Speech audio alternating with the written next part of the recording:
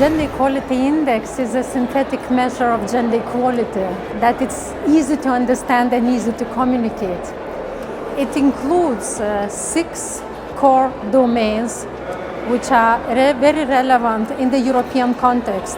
It's a domain of work, money, time, power, knowledge, and health.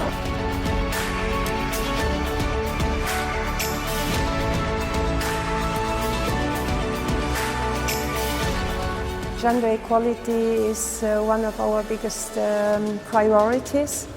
We are focusing on 3 levels. First, women in decision-making processes, to integrate women on all levels, economic and political levels. Second, more women in employment. And third, it is about gender mainstreaming. This is not only an affair for the ministers of equal opportunities, but all the ministers and all the partners have to be concerned about this question. So also civil society and all the actors within the European institutions. For me, there's 2 outstanding results of that index that I think push every one of us to move ahead. The line of improvement has been very little, and that some member states even the situation has worsened, and in some, I guess, it has to do with the economic situation as well. So I think that is something to look into.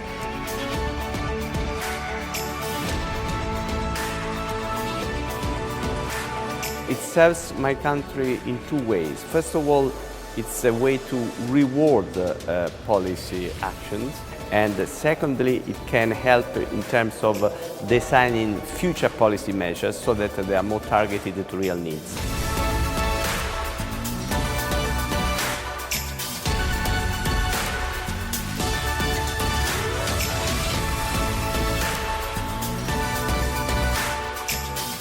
Well, gender equality for us is one of the priority topics because we believe that the equal society where everyone can take part in is the society that we have to gain in the future, that we have to look.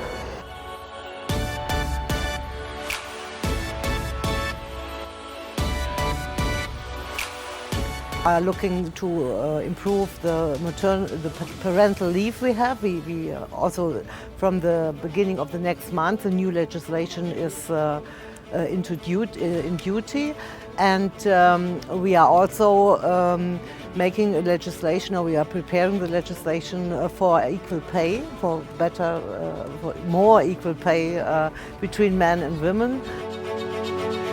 The rights as such exist in a lot of different documents and treaties, charter, regulations. But when it comes into implementation of those principles on the spot, we do see the difference, not only between the objective, generally speaking, gender equality, but also between member states. So we do need to have more detailed information on what's happening on the spot, and this index is for us a very valuable source of information. Well, for us the index and the report are very important because we see a very diverse situation between countries and a very imbalanced situation as concerns particularly gender equality and education. Women, girls do much better than men at every level of education, but then when it comes to the profession of educators, the imbalances are very big. And most importantly, it gives us a tool to make sure that we have the strong evidence to suggest the right policies to countries and institutions in the field of education. The most interesting use of this report for us at the European level is to provide more evidence, more clarity as to how to improve outcomes in education for both genders. The value is to have one composite indicator for the complex issue of the gender equality.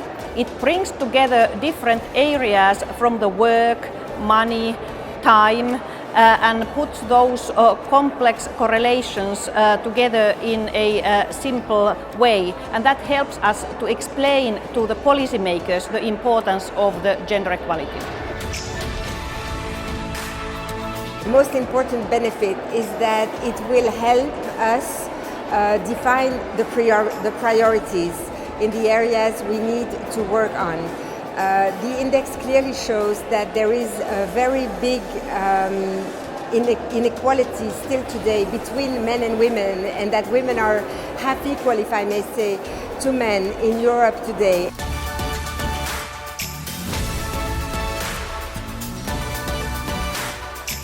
Because we know there is a connection between gender inequality and violence against women, so it's very important for our members to know the context of their work.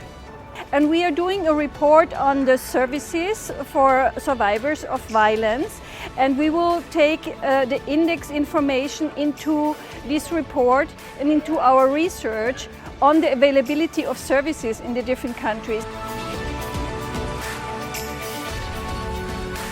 With the entry into force of the Council of Europe Convention on Preventing and Combating Violence Against Women and Domestic Violence, otherwise known as the Istanbul Convention, the collection of data, both statistical and administrative data, becomes a legal obligation for all the member states that are party to the convention.